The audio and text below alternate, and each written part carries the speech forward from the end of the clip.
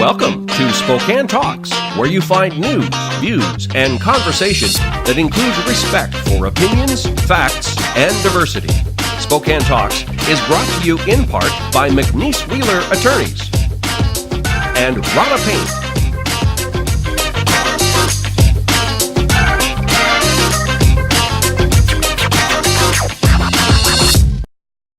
Welcome to Spokane Talks. I'm Ryan McNeice.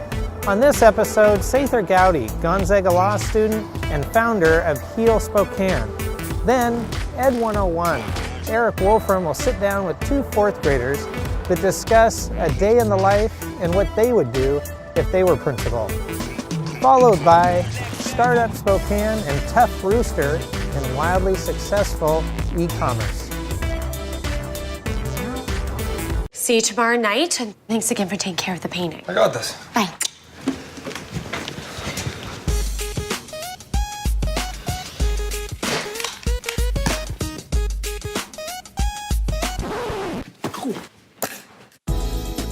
Weekends are made for painting. Let the experts at Rana Paint take care of you. Hi. This looks amazing. Rana Paint, over 80 years of quality, tradition, and trust. Find it in every can. Welcome to the show. I'm Ryan McNeice, and here in the studio is Sather Gowdy of Heal Spokane and Gonzaga Law School. Thank you for being here. Thank you for having me. I really appreciate it. Sather, I appreciate you taking the time because there is no doubt you're juggling Heal Spokane, nonprofit organization, as well as third-year law student. Yeah. You are effectuating change in our community, and you are a symbol of that change. You've become the face of this movement, and although I know there's people behind you as well, what is the genesis of Heal Spokane? Well, Heal Spokane, so it's an official nonprofit organization, and it was started out of actually a lot of personal pain. Mm-hmm. A year ago, I went through just a number of really tough circumstances, all in a very short amount of time. I was in a car accident. I had a couple dear friends pass away within days of each other, and then a relationship ended. And it left me in a really, really dark place. Challenge upon challenge. Oh, yeah. You know, when it rains, it pours, right? But a chance encounter with a neighbor I had, an older lady who needed some help carrying in some groceries. I went over there and, you know, I was grumpy, but, you know, someone needs help, you got to go help them. Yeah, so I went over and helped her with the groceries, and all of a sudden, I felt this enormous weight lifted off my shoulders. I wasn't angry and hurting for the first time in a month or so. And I just knew right then and there, like, maybe this is the way to end this pain. So it was like basically a true epiphany. Yeah, it hit me right when I was walking across the street. I stopped in the middle of the street and said, maybe this is it. I had forgotten what it was like to be happy. I was hurting all the time. And so I said, you know, I'm going to do one act of service for somebody each day. You got in a groove of negativity in a sense. Yeah, it's a very comfortable place to be. Not a great place, but a comfortable place. And it's hard to break out of that. But finding that in serving other people in my community, I was feeling good about myself. I was feeling happy that I was helping other people. And I just kept going every day. And how you continue to probably identify this continues to fill you up emotionally, probably spiritually. Oh, yeah. And at the same time, doing great things within our community.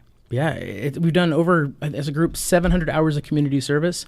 And I try to, again, every day do something, whether it's big or small, you know, help someone close by my house or someone at the other end of town.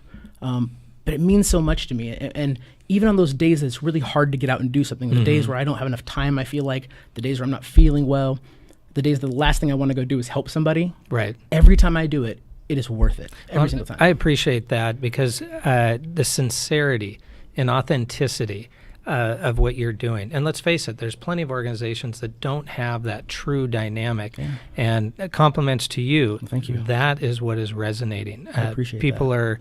are lining up to understand that you're the real deal. Well, thank you. I appreciate it. This was never meant to be a nonprofit. I never thought anyone was going to know about it, but I want to lead and continue to help my community, but do it always through authenticity. Let's take a short break and come right back talking about Heal Spokane.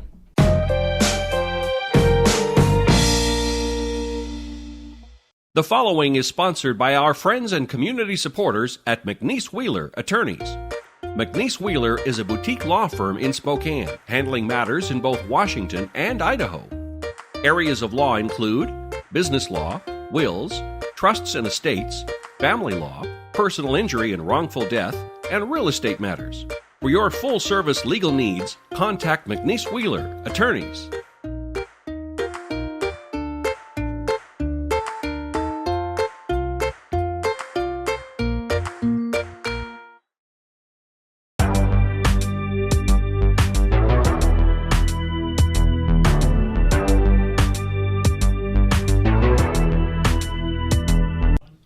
Welcome back. We're here in the studio with Sather Gowdy talking about Heal Spokane. Again, thank you for being here, Sather. It's a pleasure. Right before the break, we were talking about the authenticity that sometimes, unfortunately, you just don't see in some organizations. But specifically with Heal Spokane, it's resonating. And because of that, or opportunities such as you were just recently in the Guidepost magazine, national publication, also Spokane Coeur d'Alene magazine, 20 under 40. I'm very honored. Have those opportunities given credibility to the cause? I think so. I think it's important from my standpoint to always lead with authenticity, always be real. So like when I write a speech, when I go speak at a school, I write a new speech every single time. And you speak at many schools. Yeah, I've done 32 or 33 events so far throughout the year at different schools, ranging from elementaries all the way up to some of the local universities. And every time I want to write a new speech, it covers some of the same ground, but I believe when you do that, it shows the authenticity, the realness, and some of the vulnerability of the story comes out, and that's what makes it, I think, touch people's hearts. Right, that's what the kids are saying. Yeah, I think so. That's what I believe that they're gravitating to. And speaking of that, Meade School District, you have a current event coming up? I do. I'm going to be speaking at their fall leadership camp, and every time I speak at Meade, it just like warms my heart because that's where I went to high school. Right. And that community has an extra level of importance to me. And to be asked to come back and speak there, and I've done a couple of different speeches there, means everything. Well, it's clear that this movement, you started pushing this snowball, if you will, and you've also indicated you don't necessarily want to just have it be the Sather show, and you've been clear about that. Yeah. But at the same time, you've systematically created a board that is there for delegation, support, advice. And to tell me when I'm a little off the mark. I was just gonna, that is so important, though. Yeah. You have to have good people around you that you trust and that will not be sycophants. That will tell you, hey, Sather, maybe you should do this, or hey, Sather, this didn't land very well, or hey, this area of the community needs some help. It can't be the Sather show. If Heal Spokane is going to really help the greatest amount of people in our city, it can't just be about me. It has to be about our community. And I'm lucky to have great people around me that will help me do that.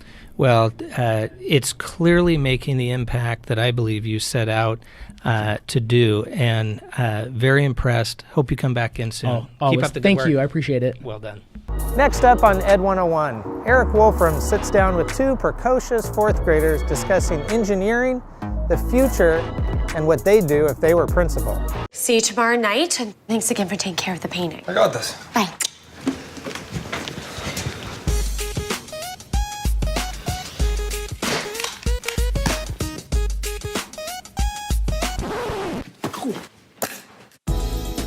Weekends are made for painting. Let the experts at Rada Paint take care of you. Hi. This looks amazing. Rada Paint, over 80 years of quality, tradition, and trust. Find it in every can. And welcome to Education 101. I'm your host, Erik Wolfrum, and today we're talking about that fourth grade perspective. If you remember when you were in fourth grade, I hope these perspectives are about the same, but you never know. They might be a little different because education has changed. With me today, I've got Drew and I've got Luke. These guys are both fourth graders, and let me tell you, they are great kids. So let's start with this, gentlemen. It's fourth grade, right? What do you guys want to be when you grow up? Drew, start. I want to be an architectural engineer since I'd like to make blueprints for buildings. Very nice, very nice. Luke, how about you? So what I would do is a engineer for NASA. So I'd like program and make blueprints and everything for like the robots that they send up into space and all like that. Very nice. You guys have had a really good fourth grade year so far. I know, right? Because I'm right there with you guys. You guys are wearing these orange wristbands. Can you show those to everybody out there? So tell us a little bit about what those are. This is a positive leader wristband. You get this by you get a piece of paper from your teacher, and if he signs off on it, you get to go to another person. So like a supervisor, my aunt, which is the music teacher, the PE teacher, library. Sure. And what do they do for you, Luke? So what they do, what do you mean? Well, I should say, what do positive leaders do? Okay, so positive leaders, what they do is they So what they do is they are the leaders of the Wildcats. Because we're Ponderosa Wildcats. We're the leader of Wildcats. And we have these to tell them that we are the leaders. Okay. And if we see you messing around, we can kind of do stuff that teachers do. Like, or maybe if you see somebody who's sad, help them out too. Yeah. We can sad, and if they're kind of lonely, like we have these benches that are lonely benches, and if you want someone to play with, you just go over there and say, Very cool. and that's what positive leaders do. They just run over. Very nice. Very nice. So it sounds like that's a really good piece to be able to put it out there. If, a fourth grader and kindergartner through sixth grader is having a rough day, that might be something that you guys can really step in. We've all had bad days, right? Yeah. And be able to do that, or if somebody's messing around as well. So I tell you what, boys, why don't we take a quick break and let's hear a little bit from our sponsors, and then let's come right back to Education 101.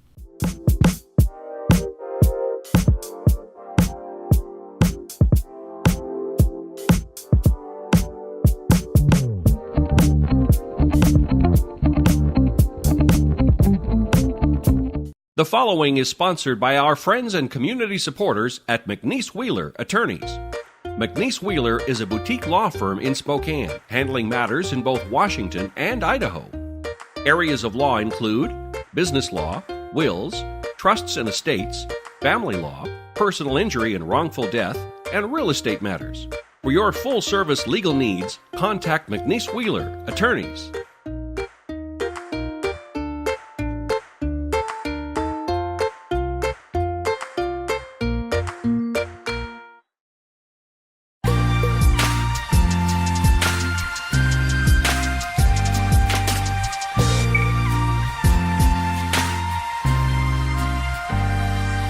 And welcome back to Education 101. Again, we're talking with Drew and Luke about that fourth grade perspective. So, boys, talk to me a little bit about what are the characteristics that make a good teacher? Well, a characteristic that makes a good teacher for me are she is nice or he. They will just come over if you're feeling sad or something, and they'll just come over and give you a pat on the back. Excellent. Okay. So, and then what else is they need to like, if they are really if they're really like nice and everything, but they need to be strict with you. Yeah. So good. Drew, what about you? What makes a good teacher? A good teacher is somebody that actually listens to you. Somebody that appreciates you being in their class. Somebody that's willing to work with you and won't just yell at you. I like it. It kind of seems like it's that relationship piece. Somebody who's going to be there on your side, right, is one of the biggest things, at least from that fourth grade perspective. See, and I really do think that from an education professional's point of view, this is so important to be able to hear from these guys, to hear and say, oh, relationships, it's a huge piece that goes along with it. All right, a couple more questions for you. Okay. Drew, let's start with you. You guys have substitute teachers from time to time. Yes. If you could have a celebrity be your sub, who would it be? This is a hard one. Somebody very, very funny. Like who? I'm not sure. Jim Gaffigan. Kevin Hart. Kevin Hart. Oh, that'd be a fun day. Yeah. Luke, for you, if you were principal for a day, what would be one thing that you would do? One thing I would let them bring a book out to recess, like he was saying in the last one. Okay. I just let them bring something out, so if they don't want to play swings, whatever, they can do this. Excellent. Gentlemen, I wish you all the best in your engineering careers and your school careers. Thank you so much for being on the show. I hope everyone can watch the rest of our whole conversation on Education 101 from Spokane Talks Media. So thanks for joining us today.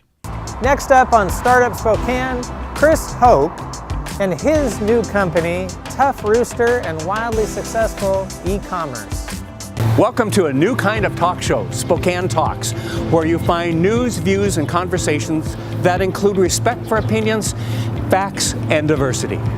Spokane Talks, Sunday nights at 6 on Fox 28. Welcome to Startup Spokane on Spokane Talks Media. I'm your host, Steve Trabin, and I'm joined today by Chris Hoke. Chris is the founder of Tough Rooster. Chris, welcome, and thanks for joining me. Great, thanks for having me. And why don't we start with a quick overview of Tough Rooster and what you and your wife are up to with that business. You bet. We're an online company that basically an online retailer that we fulfill across multiple platforms locally, including Amazon Prime Fulfillment Centers, our own websites, eBay, Jet, what have you. So good majority of what we do. And you have a large selection of products. Talk to our viewers about kind of the magnitude of your business. Yeah, we carry right now about 380 different SKUs. You know, a few dozen of them are the real hot ones, but we found diversity to be key. For when some go cold, you'll have a couple other SKUs behind them that are ready to roll. And just kind of a frame of reference for the types of products. I mean, you know, what kind of areas of focus? Areas of focus. Well, for the most part, we have some coffee cleaning products that are our own proprietary stuff, Keurigs, what have you. And we've even patented some snowboard devices that are ours, but we still have some old school eBay type of, you know, jeans for sale and different things. We haven't been able to let go of our roots that are actually high margin items on eBay. So we're pretty well running the gamut. Yeah, and you're an early adopter of these big marketing engines and platforms like Amazon and eBay and Jet. Let's talk a little bit about that. I think our listeners will be fascinated about how do you get into it? What's changed over time? Yeah. It's actually easy to get into. It's difficult to get big and successful. But with baby steps and the right plan and the right team, anybody can do it. Anybody can do it if you have a good product or a new product or an existing product at the right price. So my suggestion anytime I'm dealing with anybody new or they're asking me for advice is partner up with the Small Business Association, SCORE. There's all kinds of free mentorships and things that are available to you, even to come up with money to assist you. There's various grants and things, and there's people that will help manage your Amazon stuff for you, because it's a difficult game to play at this. Yeah, these and days. you guys certainly didn't start with 300 SKUs, right? Yeah. I mean, you started probably, this has grown incrementally, so Yeah. you can start small and build up. Absolutely, and we bootstrapped. I mean, what we have, we built from nothing, and we did it all with cash seriously selling a few items from our triathlon gear and upgrading, and then selling out. And then we even bought a Sports Authority store when they went out of business. We walked in there pretty inexpensively and bought everything they had left and put it all on eBay. You know,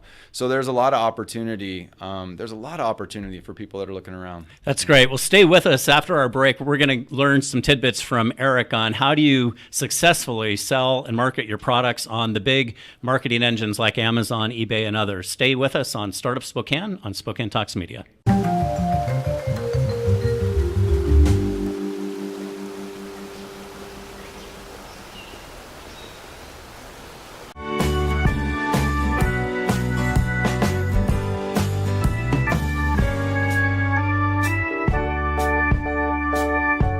Welcome back. We're having a great conversation with Chris from Tough Rooster. And Chris, let's talk about how you work with Amazon as a fulfillment partner. Amazon Prime. If you're going to play the game, you pretty much need to get into fulfillment centers. And if you're going to get into fulfillment centers, you have to have inventory. And you have to have a plan. And you have to keyword mine. And you have to have an advertising budget. And you have to have somebody, if you haven't studied it and have experience, you have to have somebody that knows how to spend those advertising dollars. And they're out there. I use Prime Growth Partners in Coeur d'Alene to do it for me. And I'm pretty savvy, but I just can't stay on top of it. So you use your partners, you forecast how much you should get into the fulfillment centers, and you send that amount in. Amazon sends you the labels, you get them ready, and then they spread them out throughout the United States or other countries, depending where you want your product to go. And you get in, you buy some ads, and you learn, and you pivot, and you adjust from there. So you're sending bulk product into Amazon fulfillment centers. They are taking orders, actually shipping those products to the end consumers. there's a feedback loop from consumers that plays an important role in this. Just let's touch on that real quick. Absolutely. Customer experience, and you got to credit to Bezos. It's feedback. I love it and I hate it. It's great for a consumer.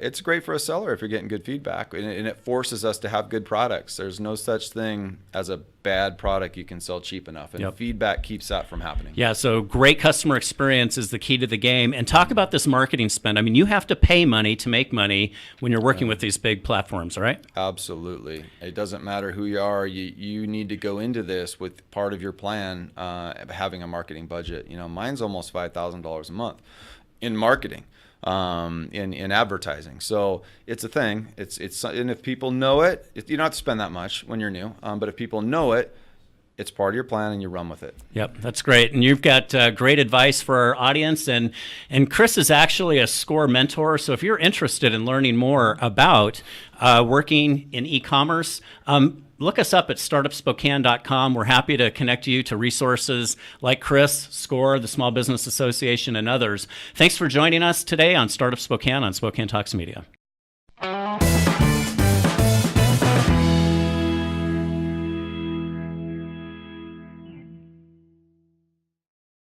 Cindy Hall is a freelance columnist and correspondent for the Spokesman Review and author of War Bonds, Love Stories from the Greatest Generation. The view from her porch is usually sunny. It's been quite a while since I transitioned from parenting toddlers to parenting teens. If you're at that time of life, or if you know someone who is, I've compiled a handy-dandy checklist to help you know when you've crossed over from parenting toddlers to parenting teenagers. Number 1, you can actually laugh about potty training. Instead of walking the floor at night with a teething tot, you're walking the floor waiting for your kid to come home. You use your bottle brush to scrub potatoes. The smudges on your glass are all above waist level. The only teeth you brush are your own. Candyland and coloring books have made way for Xbox and Snapchat. Your child is mowing the lawn, and the lawnmower takes gasoline instead of bubble solution. No one in your family uses tearless shampoo. You get store-bought cards on Mother's Day, and no one wants a bedtime story. You turn on Sesame Street because you actually miss Elmo. The tennis shoes your child wants cost more than all of the shoes in your closet combined. You vaguely remember worrying that your child didn't eat enough, and now you're thinking about taking out a second mortgage to cover the grocery bill. You would willingly listen to the Barney theme song 20 times in a row if it meant you wouldn't have to hear that raunchy hip-hop song your kid likes so much. Instead of buying Cheerios and apple juice by the gross ton, you're buying Cheetos and sports drinks. If your son comes in for a hug, he's really just frisking you for car keys or cash. You can't remember the last time you visited Chuck E. Cheese. Your bathroom cabinets now contain things like Clearasil and Axe body spray instead of Baby Magic or Desitin. You no longer worry about your child embarrassing you in public because your child refuses to be seen anywhere near you in public. For those of you who've already reached that hallmark, hang on, it's going to be a bumpy ride. And if you're not quite there, don't worry, it's going to happen in a blink of an eye. And that's the helpful view from my front porch. Thank you for joining us on this week of Spokane Talks. Please join us next week.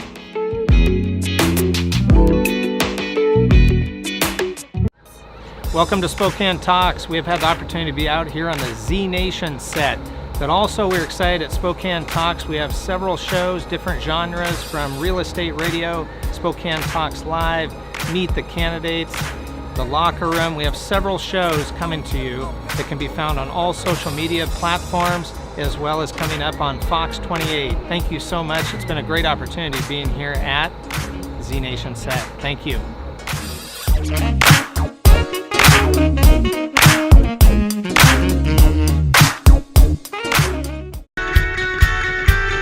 Spokane Talks is about you. Give us your feedback and comments at info@SpokaneTalksMedia.com. Spokane Talks is brought to you in part by McNeice Wheeler Attorneys. and Rada Paint. We'll be back next week with additional news, views, and conversations. Please join us. So long for now.